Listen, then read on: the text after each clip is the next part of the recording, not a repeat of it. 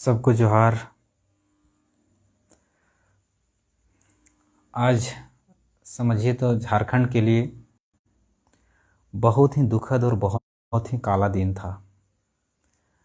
जो झारखंड आज तक बर्बाद के कागार पर चल रही थी, मतलब बर्बाद थी ही, उसमें और एक घी डालने का काम किया है। जो आज का नियोजन नीति जो पास हुआ है कैबिनेट से, इतना घटिया, इतना निहायती घटिया और इतना ही निहायती, मतलब क्या बता सकूँ, उसके लिए शब्द नहीं है मेरे पास। हम क्या बोले नहीं समझ में आता।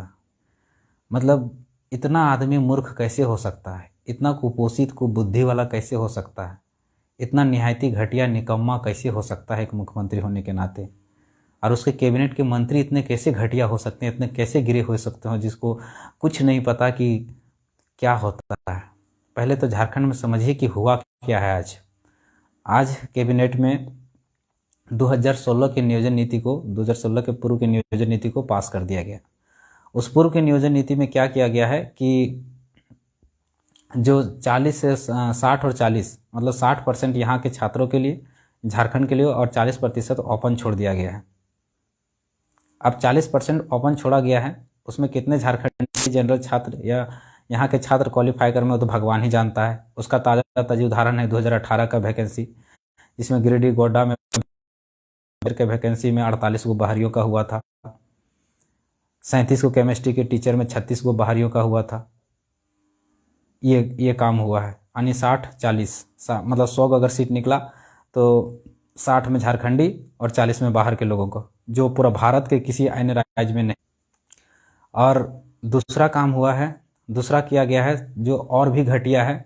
यहाँ जो क्षेत्रीय भाषा था, जो जनजातीय क्षेत्रीय भाषा था, उसमें क्षेत्रीय भाषा में हिंदी, इंग्लिश, उर्दू, संस्कृत, उड़िया और बांग्ला को घुसा दिया गया, जो यहाँ का क्षेत्रीय भाषा है ही नहीं। हिंदी पूरे भारत का राष्ट्रभाषा है। अब ये क्षेत्रीय भाषाएं करती क्या है? क्षेत्रीय भाषाएं जो है वो बैरियर लगाने के काम करती है। जो बाहर के लोग रहते हैं वो अंदर घुसने से रोकता है, वो भाषाएं रोकती है। जैसे आप ओडिया में जाइए तो ओडिया में लिख दिया गया he she must be able to read and write and speak. आपको पढ़ना, बोलना, लिखना उड़िया में आना चाहिए, उड़िया लैंग्वेज, पहला कॉलम। दूसरा कॉलम उड़िया में जोड़ा जाता है कि इसको 7वां क्लास में जो यहाँ फॉर्म भर रहा है उसको कम से कम उड़िया 7वां क्लास में पास करना चाहिए। तीसरा कॉलम जोड़ता है कि वही इंस्टीट्यूट से पास करना होगा जो उड़िया सरकार ने उसको मान्यता दी होगी। तीसरा कॉलम, अब समझिए, 3 कॉलम जोड़ के वो रोक लिया है। वो कह दिया है कि 95% हम अपने लोगों को देंगे, 5% बाहर के लोगों को नौकरी देंगे, लेकिन 5% में भी भाषा का बैरियर लगा दिया है। उसी तरह का नियमावली बंगाल बनाया है, उसी तरह का नियमावली गुजरात बनाया है, उसी का नियमावली महाराष्ट्र बनाया है, उसी तरह सेम टू सेम। लेकिन यहाँ भाषा की मान्यता खत्म कर दिया गया। यानी हिंदी से बिहार का छात्र रहेगा तो हिंदी लेके भर देगा, इंग्लिश लेके भर देगा। अगर कोई इंग्लिश मीडियम में पढ़ने वाला अच्छा खासा तेज तरार लड़का है तो इंग्लिश लेके भर देगा। कोई उर्दू भरने वाला है तो कोई पाकिस्तानों से आ सकता है, बांग्लादेश से भी आ सकता है, पाकिस्तान उर्दू से पूरा भारत के आ सकते हैं, संस्कृत से भी पूरा भारत के लोग आ सकते हैं। उसके बाद बंगाली, पूरा बंगाल को शामिल कर दिया गया, उड़िया शामिल करके पूरा उड़ीसा को शामिल कर दिया गया। अब हम उड़िया कहाँ जानते हैं? हम उड़िया कौन जानते हैं? अगर हमारे भौगोलिक क्षेत्र या सीमा के अंदर है तो उसको हमारी भाषाएं सीखनी पड़ेगी, हमारी भाषाएं जाननी पड़ेगी। ये बैरियर है, ये हमारे छात्रों को रोकने के लिए, हमारे छात्रों को यहाँ पर ज़्यादा तवज्जो देने के लिए बैरियर होता है। भाषा रोकने का एक सबसे बड़ा माध्यम होता है भाषा। क्योंकि आप 100% कॉन्स्टिट्यूशनल, आप 100% रिजर्व नहीं कर सकते, तो आप 95 रिजर्व करके 5% कह सकते हैं कि हम ओपन छोड़ दिए हैं। और उस 5% में भी आप बैरियर जो है वो भाषा के आधार पर लगा सकते हैं, ताकि आप जब सुप्रीम कोर्ट में चैलेंज हो तो आप कह सकते हैं देखिए हम 5% तो हम बाहर के लोगों को दे रहे हैं। लेकिन वहाँ क्या काम करेगी ये चीज़ें, आपको वहाँ सुप्रीम कोर्ट में चैलेंज भी नहीं होगा और बच भी जाएगी। लेकिन क्या हुआ कि इसमें भाषा का महत्व ही खत्म कर दिया गया, पूरी तरह से खत्म कर दिया गया। अब जहाँ के पूरा भारत के छात्र आके यहाँ फॉर्म भरेंगे और नौकरी लेंगे। अब मैं ताज़ा आंकड़ा तो मैंने बता ही चुका हूँ कि किस तरह से बाहरियों का 2018 के वैकेंसी में हुआ, किस तरह से बाहरी लोग घुसे। हर जितना सब्जेक्ट था सब में वही हाल था, सब में वही हाल था। संस्कृत का भी लगभग 37 टीचर का वैकेंसी था, 36 को बाहर के लोगों का हुआ था। कैसे होगा? कैसे यहाँ का छात्र का ही होगा?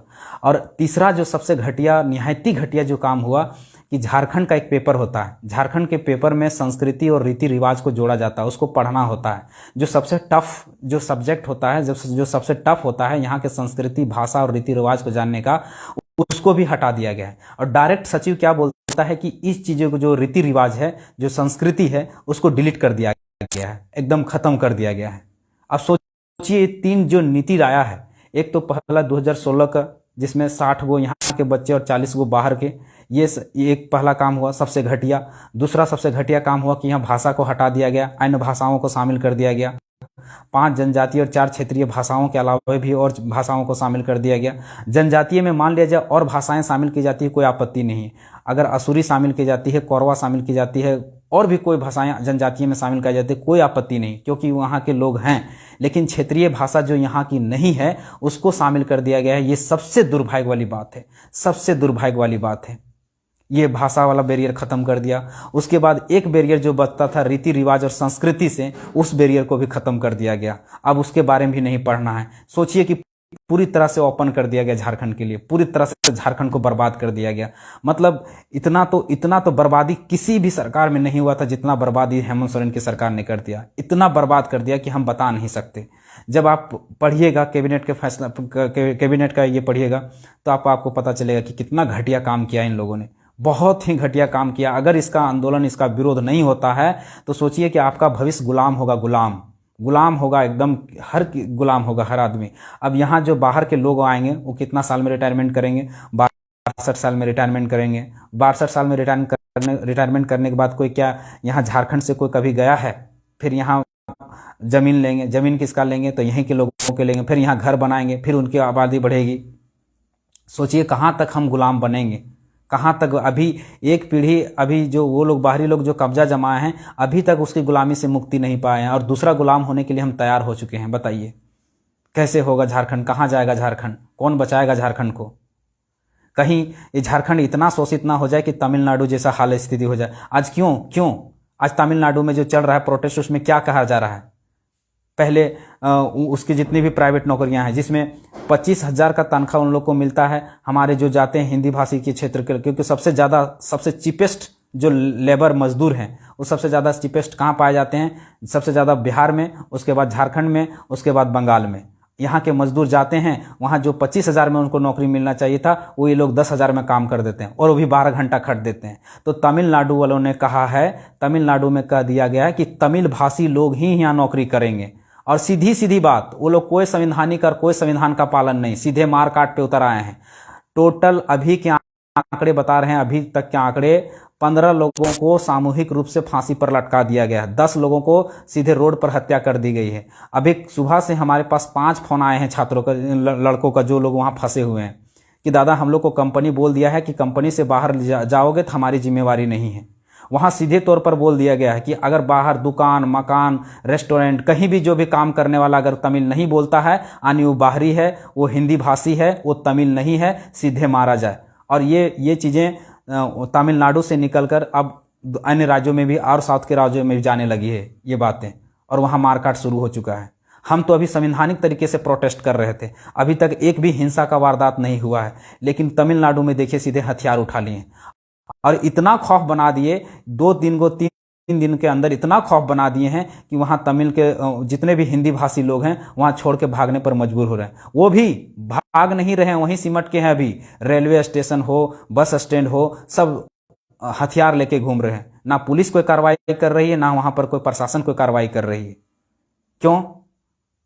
हक हम अपने राज्य में अपना अधिकार नहीं मांगते, हम अपना राज्य में अपना अधिकार नहीं खोजते। हमारा राज्य में लूटता है, लूटने देते हैं, जो करता है जैसा करता है लूटने देता है। दूसरों के राज्य में हम रोजगार मांगने जाते हैं, रोजगार खोजने, तो वो तो मार के भगाएगा ही ना, गलत तो नहीं कर रहा है। यही चीज कुछ सालों पहले महाराष्ट्र में भी हुआ था, यही चीजें महाराष्ट्र में भी हुआ था। तो गलत वो लोग भी नहीं हैं, वो लोग भी सही हैं। कहीं ना कहीं कहाँ जाएंगे वो लोग को भी तो अपना राज्य में अधिकार चाहिए, अपना राज्य में नौकरी चाहिए। अगर हिंदी भाषी लोग सारे साउथ के राज्यों में चले जाएंगे, महाराष्ट्र के राज्यों में चले जाएंगे, गुजरात में चले जाएंगे, तो फिर गुजरात वाले क्या कहाँ जाएंगे, महाराष्ट्र वाले कहाँ जाएंगे? सोचने वाला विषय है। तो सबको अपना अधिकार उनके राज्यों में सुरक्षित होना चाहिए, सबको वहाँ पर रोजगार मिलना चाहिए, स्वास्थ्य मिलना चाहिए, शिक्षा मिलना चाहिए, पानी मिलना चाहिए। सबसे पहले बात उसका अधिकार बनता है, वहाँ के राज्य के लोगों का अधिकार बनता है।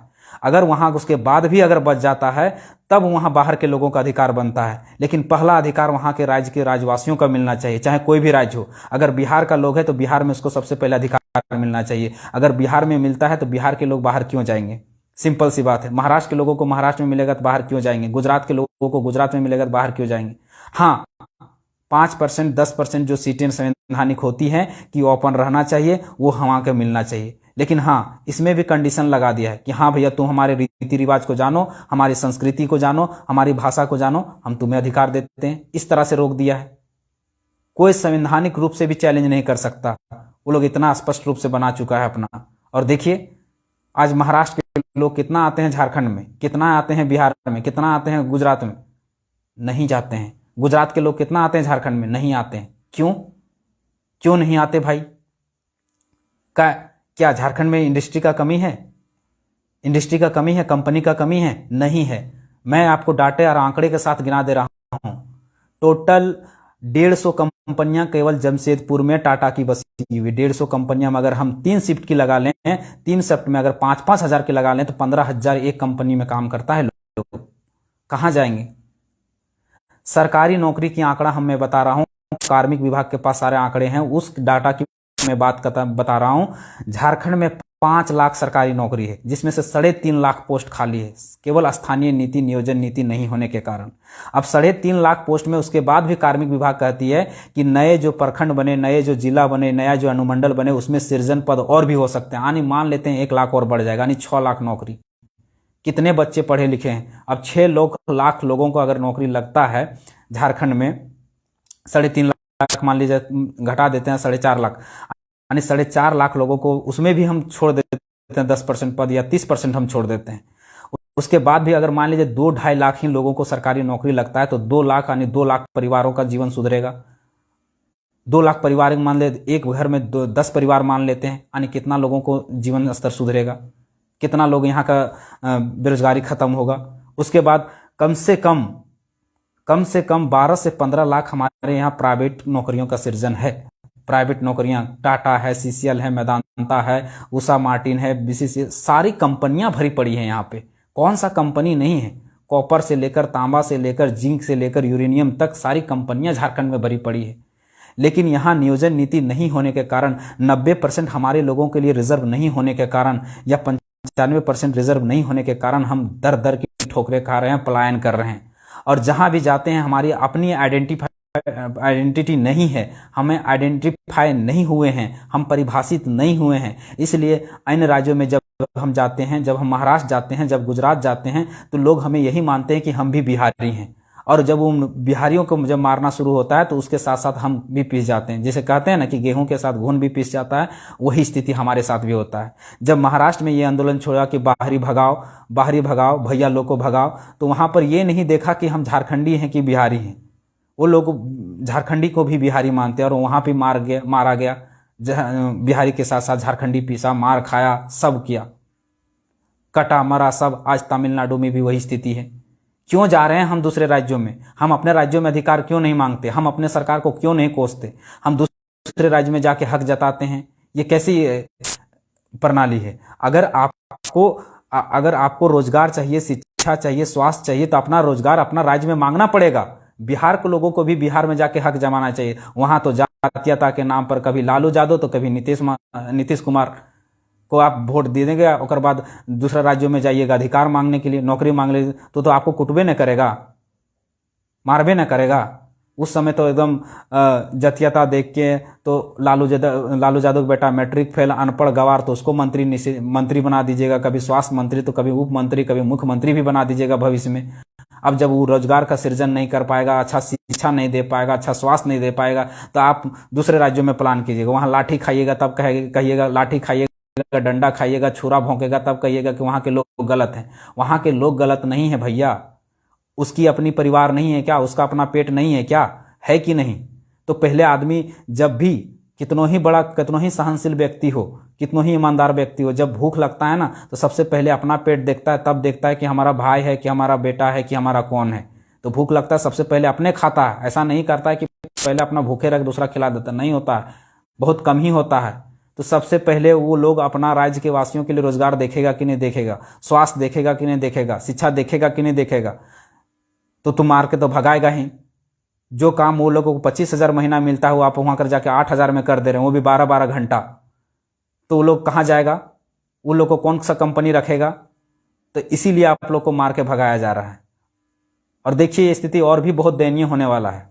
अगर अपने राज्यों में, अगर बिहार के लोग, यूपी के लोग, झारखंड के लोग अगर अपने राज्यों में अधिकार नहीं मांगेंगे, अपने राज्यों में अगर सही व्यवस्था बहाल नहीं करेंगे, सही सिस्टम को चलाने वाला नेता मंत्री नहीं चुनेंगे, तो ये स्थिति और भी दयनीय होने वाली है, बहुत दयनीय होने वाली है। और ये होगा क्योंकि आदमी को जीने के लिए सबसे जो जरूरी चीज है, वो सबसे जो जरूरी है भोजन। जैसे कहा जाता है ना, शास्त्रों में भी, हम शास्त्रों के ही उल्लेख लेते हैं। अगर आप लोग शास्त्र को मानते हैं तो शास्त्रों को उल्लेख लेते हैं। आप लोग शायद पढ़े हैं कि नहीं पढ़े हैं। कहा जाता है, मंत्र लिखा जाता है कि विद्या देती विनयम, विद्या विनय देती है, विनय से पात्रता आता है, पात्रता से नौकरी लगती है, नौकरी से नौकरी यानी रोजगार, रोजगार से धन की प्राप्ति होती है, धन से पेट भरता है, पेट भरने के बाद आदमी धर्म करता है। यानी अपना पेट जब भर जाता है तो कहता है कि कुछ पैसा, अगर मान लीजिए 100 रुपया कमाया, कहता है 10 रुपया जाके किसी गरीब को मदद कर देता है। तो कहाँ से आता है ये चीजें कहाँ से आती है? ये चीजें आती है, ये चीजें कहाँ से आती है? ये चीजें आती है पहले शिक्षा से। तो यहाँ शिक्षा की बहाल नहीं है, चाहे यहाँ झारखंड हो, चाहे बिहार हो, चाहे बंगाल हो, वही स्थिति है। अगर दूसरे राज्यों में हम अधिकार मांगेंगे तो मार के भगाएगा भैया। वो गलत नहीं कर रहा है, वो सही कर रहा है। क्योंकि हम अपना राज्य को छोड़कर हम दूसरा राज्य में क्यों जाएं? अगर नहीं रहता तब हम सोचते कि नहीं है, लेकिन आप गलत चीज़ों को चुनिएगा, आप गलत लोगों को चुनिएगा और वहाँ मार के भगाइएगा, तब कहिएगा तमिलनाडु के लोग गलत हैं, आंध्र प्रदेश के लोग गलत हैं। नहीं, वो भी क्या करें, अपना पेट नहीं देखें? अपना पेट काट के किसको दे देगा, खाने के लिए देगा? और क्यों देगा? कौन होते हैं आप उसका? सिंपल सी बात है। इसलिए अपने अपने राज्यों में अधिकार मांगना शुरू कीजिए, अपने अपने राज्यों में जाने का प्रयास कीजिए, अपने राज्यों में लोगों को जागरूक करने का प्रयास कीजिए। और जो चीजें जो आपके बाहर राज्यों में मिलती है, जो रोजगार आपको बाहर राज्यों में मिलती है, वो रोजगार आप अपने राज्यों में ढूंढने का प्रयास कीजिए, नहीं तो स्थिति उत्पन्न होगी। आज महाराष्ट्र से शुरू हुआ, आज देखिए तमिलनाडु भी शुरू हो गया। पहले महाराष्ट्र में चला था, अब तमिलनाडु भी शुरू हो गया। तमिलनाडु से अब उधर चेन्नई तरफ भी चल गया है। आनी पूरा साउथ में ये आग लगने वाली है और बहुत जल्द, 2-3 दिन के अंदर अगर वहां से खाली नहीं करता है तो इतना मारकाट बढ़ जाएगा। अभी 15, टोटल 25 हुआ है आंकड़ों के हिसाब से। अभी 25 मर्डर हुए हैं वहां, और 25 में पूरा तहलका मच गया है। सारे लोग अभी 5 सुबह से बता रहे हैं, यहाँ के जो लड़के फंसे हुए झारखंड के, 5 लोगों ने फोन किया, दादा किसी तरह से बचा लिए। बैनर भेज रहे हैं, पोस्टर भेज रहे हैं, जो बड़ा बड़ा फ्लेक्स, बाहरियों को भगाओ, हिंदी भाषियों को भगाओ, तभी हमें रोजगार मिलेगा, तभी हमें नौकरी मिलेगी, तभी हम प्रगति कर पाएंगे। सही बात कह रहे हैं भैया। जो चीजें गलत क्यों कहेंगे, सही कर रहे हैं। कहाँ से अगर हम लोग वहां जाके काम करेंगे, जो उनको 25,000 मिलना चाहिए वो हम 10,000 में कर देंगे, तो वो तो कंपनी वाला उसी को रखेगा, बाहर के लोगों को ही रखेगा। फिर उसको रोजगार तो नहीं मिलेगा, और रोजगार नहीं मिलेगा तो वो अपना बाल बच्चा को कैसे पढ़ाएगा, कैसे लिखाएगा, कैसे रोजगार देगा, कैसे प्रगति करेगा? तो मार के भगा रहा है तो क्या गलत कर रहा है? मेरे भी झारखंड के कितने बच्चे फंसे हुए हैं, लेकिन हम नहीं समर्थन करेंगे, कभी नहीं करेंगे। वो गलत नहीं कर रहे हैं, क्योंकि बद से बदतर अपना राज्य का स्थिति हम लोग बनाते हैं, अपना बद से बदतर हम लोग बनाते हैं, और दूसरे राज्यों में हम लोग भीख मांगने कटोरा लेके जाते हैं। ये तो गलत बात है। जब झारखंड में चुनाव आएगा, जब बिहार में चुनाव आएगा, तब हम लोग जातीयता देखेंगे, कुपोषित है, कुपढ़ है, अनपढ़ है, गवार है, कोई मतलब नहीं रहेगा। वो विकास करेगा कि नहीं करेगा, उसको कोई मतलब नहीं रहेगा। केवल हम लोग वोट देना जानेंगे। जब वोट देना, जब चूतिया को चुनिएगा तो चूतिया जैसा काम ही करेगा। अब वैसा काम करेगा तो शोषित तो आप ही को होना है, जुल्म तो आप ही को सोना है, मार, लाठी, डंडा, चाकू, छुरा तो आप ही को खाना है ना भैया। देखिए बिहार में कौन साउथ में कौन मार खा रहा है? झारखंडी पिटा रहा है और बिहारी पिटा रहा है। झारखंडी पिटा रहा, हिंदी भाषी कौन पलायन कर रहे हैं? 3-4 तो स्टेट है ही जो सबसे ज्यादा चीपेस्ट लेबर सप्लाई करता है। एक झारखंड, पहला बिहार आता है, दूसरा नंबर पर झारखंड, तीसरा नंबर पर बंगाल, चौथा नंबर पर उत्तर प्रदेश। यही सब तो राज्य हैं जो पलायन करके गए हैं, और यही लोग को मार रहा है पूरा जोर से। वही स्थिति झारखंड में उत्पन्न होने वाली है। अगर इसीलिए जितना भी लोग हैं, जहां के भी लोग हैं, जो भी सुन रहे हैं, जान रहे हैं, अपने राज्यों में अधिकार मांगने का प्रयास कीजिए। अपने राज्यों में शिक्षा मांगिए, अपने राज्यों में स्वास्थ्य मांगिए, अपने राज्यों में पानी मांगिए, अपने राज्यों में बिजली मांगिए, अपने राज्यों में नौकरी मांगिए, रोजगार मांगिए, अपने राज्यों में मांगिए, अपने राज्यों में अधिकार मांगिए। अगर ऐसा नहीं करते हैं तो ये वो स्थिति दूर नहीं, जब आपको कभी ना कभी वो आग भड़केगी। जब कोई भी चीज जब लिमिट क्रॉस कर जाता तो आग भड़कना एकदम तय है, और जब आग भड़केगी तो नहीं चिनेगा। फिर आप उसको गलत लाख कह लीजिए, लेकिन वो गलत नहीं है। सोच के देखिए, आप थोड़ा दिमाग लगा के देखिए। आप पढ़े लिखे लोग हैं, आप थोड़ा सोच के देखिए। आप झारखंड में आ रहा है लोग, अच्छा हम बिहार में चल जाते, चाहे उत्तर प्रदेश में हम चल जाते, तो क्या वहां के लोग हमको विरोध नहीं करेंगे? एकदम करेंगे। 80% लोगों अगर हम यहाँ से चले जाएं और वहां पर कब्जा कर लें, वहां के नौकरियों में, चाहे प्राइवेट की नौकरी चाहे चाहे सरकारी नौकरी रहे, अगर हम 80% वहां कब्जा कर लें, तो वो लोग का खून खोलेगा कि नहीं खोलेगा? वो लोग हमको मार के भगाएगा कि नहीं भगाएगा? एकदम भगाएगा, एकदम भगाएगा। ऐसे सोच के देखिए ना। आप गए, घर बनाए हैं, घर में सारी आपकी सुख सुविधाएं, शिक्षा है, स्वास्थ्य है, पानी है, बिजली है, रहने खाने के लिए सब सुविधाएं रखे हैं, और कोई दूसरा पड़ोसी आके आपका घर में रहने लगे कि हम एक दिन के लिए आए हैं, फिर दूसरा दिन चल जाएंगे, पर दूसरा दिन भी नहीं गया, तीसरा दिन भी नहीं गया, 1 साल भी नहीं गया, 2 साल भी नहीं गया, तीसरा साल भी नहीं गया, पता चला 20 साल बाद नहीं गया, उसके बाद कहता था नहीं ये घर तो मेरा है, यहाँ तो मेरा अधिकार है। तो आप उसको एक दिन मार के भगाइएगा कि नहीं भगाइएगा? एकदम भगाइएगा। आप अपना खतियान, अपना कागजात ढूंढिएगा कि नहीं ढूंढिएगा? एकदम ढूंढिएगा।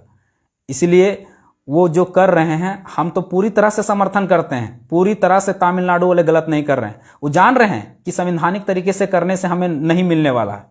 वो लोग जान रहे हैं कि 4, 5, 10 आदमी को मारेंगे, लोगों के अंदर डर और खौफ पैदा होगा, अपने आप सारी नौकरियां छोड़ के चले जाएंगे। उसके बाद वहां पर कौन नौकरी करेगा? क्योंकि कंपनी तो उठ के चली नहीं जाएगी, कंपनी तो काम कराना ही कराना है, प्रोडक्शन कराना ही कराना है, तो वो कहीं ना कहीं तो एम्प्लॉय लेंगे ही। अब जब बाहर के लोग जब वहां एम्प्लॉय खाली करके चल जाएंगे, तो कहाँ के लोगों को नौकरी लेंगे? यानी जो तमिल भाषी हैं, जो तमिल बोलते हैं, उन्हीं को वहां नौकरी लगेगी। और वो मनमाना ढंग से सैलरी बनवाएंगे कि आपको 25,000 देना है तो देना है, 30,000 आपको देना है तो देना है, क्योंकि आपको उसको लेबर नहीं मिलेगा, काम कराने के लिए मजदूर नहीं मिलेगा, और प्रोडक्शन उसको तो करना ही करना है। तो किसको नौकरी होगा? तमिल लोगों का होगा, जो तमिल बोलते हैं। ये बात है, इसीलिए खाली करवा देता है, इसीलिए मार के भगा देता है। मैं ताजा उदाहरण देता हूं, उतना ताजा उदाहरण, मेरा अपना दोस्त सुपरवाइजर है टावर लाइन में, सुपरवाइजर। उसको L&T कंपनी ने हायर किया था सुपरवाइजर करने के लिए, उसको केरल में दिया गया, केरल में कर रहा था। तो क्या हुआ कि केरल में जितना था ये सुपरवाइजर था, बाकी जितना लेबर के C और D के लोग थे, सारे के सारे लोग थे, सारे को मतलब कुछ परसेंट के थे बंगाल के, कुछ थे बिहार के, इस तरह से थे, और अधिक लोग 60% के लोग करीब थे केरल के। तो उन्होंने क्या किया, इसका जो काम का तरीका था, उन्होंने कहा, बोला इनको कि तुमको मलयालम आता है? केरल का भाषा है मलयालम। बोले मलयालम आता है? बोलता नहीं, मलयालम में बात करना पड़ेगा, तब भी तुमको यहाँ पर ये बोले, मलयालम में बात करोगे तो तुमको निपटा दिया जाएगा। विश्वास कीजिएगा, उसको तीसरा दिन वहां केरल छोड़ के भागना पड़ा। और अब देखिए, अब कितना पॉलिसी से मलयालम नहीं आता है, नौकरी नहीं लग सकता। अब वहां नौकरी कंपनी किसको रखेगी? जो मलयालम जानता है। मलयालम कौन जानेगा? केरल का लोग जानेगा। यानी केरल वाले को एक नौकरी वो लोग सुनिश्चित कर दिया, जो उसका भी लगेगा केरल का ही बंदा का लगेगा, क्योंकि मलयालम वही जानता है। यानी इसको मार के भगा दिया। अब ये बेचारा क्या किया, यहां से कंपनी निकाल दी, फिर कंपनी से मांगा, बोला कि हमको कहीं और भेज दीजिए। उसको अभी कहां भेज दिया? कतर भेज दिया। कतर भेज दिया, कंपनी का कतर में भी काम चलता है, कतर ट्रांसफर कर दिया। समझने वाला बात है। जो आदमी यहां पर उतना ही सैलरी कमाता था, कुछ ज्यादा रुपया जाके विदेश में कमा रहा है, यहां कम से कम घर आ जा सकता था, लेकिन उन लोग को भी भगा दिया। गलत नहीं किया है, वो अपने लोगों के लिए रोजगार सुनिश्चित किया है, एक रोजगार को बढ़ाया है भाषा के आधार पर, कि तुम मलयालम जानते नहीं हो तो तुम भागो, यहां मलयालम वाला नौकरी करेगा। अब एक सीट जो भी लेगा मलयालम वाला आराम से नौकरी करेगा वहां पे, जितना मनमानी होगा, क्योंकि कंपनी को तो काम कराना है। अगर वो इसको 25,000 में काम कराता था, अगर वो मांगेगा कि हमको 35,000 चाहिए, तो कंपनी को 35,000 कह के देना पड़ेगा, क्योंकि मलयालम भाषी उसको नहीं मिलेगा। ऐसा स्थिति है। कहते हैं कि हम गलत कर रहे हैं। नहीं भैया, हम तो संवैधानिक तरीके से कर रहे हैं। वो लोग जान रहा है कि 5 या 15 को मारेंगे, पूरा साउथ में एक कोहराम मच जाएगा, और मच गया, सोशल मीडिया में मच गया। चलते चलते चारों चाकू भोंक दे रहा है, कितना को सजा होगा? 10-15 लड़के हैं, 20 लड़के हैं, 15 लोगों को निपटाएंगे, खौफ पैदा हो जाएगा। 15 लड़कों को जो भी होगा, जो भी पार्टी वाला होगा, चाहे जो भी फंडिंग करता होगा, वो लोग परिवार को सेटल कर देगा कि हाँ चलो केस हो भी गया, मान लिए, बाद में तो बरी हो ही जाना है, बेल हो ही जाना है, मामला शांत होगा। तो क्या हुआ, वहां से लाखों लाखों लोग जो गए थे मजदूर काम करने के लिए, वो खाली करके आ जाएंगे वापस अपने अपने राज्यों में। जब वापस आ जाएंगे तो तमिलनाडु में सारी कंपनियां खाली हो जाएंगी, केरल में खाली हो जाएंगी, और भी आंध्र प्रदेश में, कर्नाटक में, इस तरह से खाली हो जाएंगे। तो वहां के राज्य के लोग काम करने लगेंगे। तो इसलिए जागने का जरूरत है। हमारे राज्य के क्या कर रहे हैं मंत्री, मुख्यमंत्री कितना मूर्ख है, इसका कैबिनेट मंत्री सब अनपढ़, सब गवार, जाहिल, कुबुद्धि, कुपोषित, एकदम मतलब जितना निहायती घटिया शब्द का प्रयोग किया जा सकता है। हम तो इससे गालियां, ऐसे ऐसे गालियां देने का मन कर रहा था, हमको ऐसे ऐसे गाली हम देने का मन कर रहा था, लेकिन क्या करें, हम बेबस हैं। तो मतलब हम कुछ बोल नहीं सकते कि इन लोगों ने कितना घटिया काम किया है। अगर अभी ये जनता नहीं जागती, झारखंड की जनता नहीं जागती है, तो जैसे झारखंड जो बिहार में था ना, उससे भी बदतर स्थिति होने वाला, उससे भी बदतर। हम लिख के दे रहे हैं, बॉन्ड आज लिख लीजिए। आपको शायद इस पीढ़ी को पता नहीं चलेगा, लेकिन आने वाली पीढ़ी को आप लिख लीजिए, 100 में 40, याद कर लीजिए, 100 में 40 बंदा यहां घुसेगा। 40 अगर नहीं घुस पाया तो 35 या 30 तो एकदम श्योर घुसेगा, श्योर 110% लिख लीजिए, पुराने आंकड़े उठा के देख लीजिए। कहा कि हमारे बच्चे जो हैं मैथ में, साइंस में, इंग्लिश में कमजोर हैं, लेकिन अपने क्षेत्रीय भाषा, अपने रीति रिवाज, अपनी परंपरा, इन पे उसकी पकड़ थी। और ये पेपर मेरिट पेपर है, 100 नंबर का मेरिट पेपर है। खोरठा आपका 100 नंबर का है। आप समझिए, मेरिट पेपर में अतिक्रमण हो गया, हस्तक्षेप हो गया, जिसमें आपका पकड़ था उसी में घुसपैठ हो गया। तो कहां जाएंगे आपके बच्चे? रीति रिवाज, जो परंपरा, जो बाहर के लोगों को पढ़ने में सबसे ज्यादा असुविधा महसूस होती थी, सबसे ज्यादा कठिनाई महसूस होती थी, उसी को सिलेबस से हटा दिया गया। बताओ कितना दुर्भाग्य की बात है। जेपीएससी में रीति रिवाज, परंपरा, पूरा झारखंड का पेपर लगा के 120 नंबर, सॉरी 110 नंबर का पेपर होता है, 110 नंबर का अकेले, उसमें अतिक्रमण हो गया। अब यहां का बच्चा कैसे घुसेगा? हमको बताइए कैसे घुसेगा? क्यों 110 नंबर का तवज्जो दिया गया था? जान रहा था कि झारखंड को कोई अच्छे तरह से कौन जान सकता है, यहां का बच्चा जान सकता है, तो नौकरी कौन लेगा, यहां का बच्चा लेगा। लेकिन उस पर भी अतिक्रमण हो गया, उस पर भी घुसपैठ हो गया। बहुत पीड़ा है, बहुत पीड़ा, एकदम अंदर से कलेजा जल रहा है कि कितना घटिया काम किया है, कितना मतलब। अब यहां पर इन लोगों को, मतलब इन लोगों को मतलब समझ में नहीं आ रहा है कि क्या करना चाहिए इन लोग को। इन लोग को तो रोड में घसीट घसीट के मारना चाहिए। इस मंत्री विधायक को, जो भी हैं, यहाँ के शासन प्रशासन जो बना रहे हैं, नीति नियमावली बना रहे हैं, इतना घटिया काम किया है इन लोगों ने।